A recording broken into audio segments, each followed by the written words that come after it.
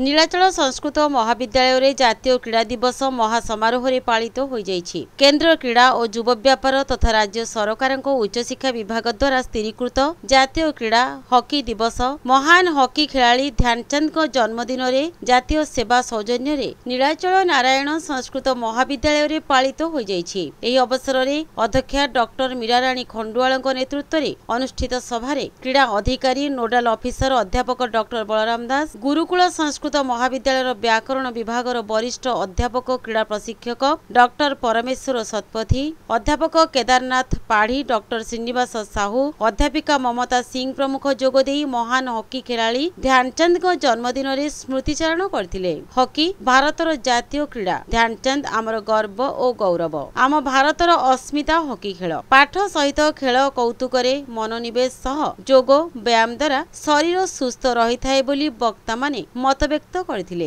एही कार्यक्रम राज्य रे 31 अगस्त पर्यंत चलिबो। छात्र छात्री माने महाविद्यालय परिसर सफेई करथिले। भॉलीबॉल कैरम चेस कबाड़ी दौड़ इत्यादि खेल आरंभ होईछि। जातीय सेवा योजनार स्वेच्छासेवी माने एहाकु परिचालना करछन्ति।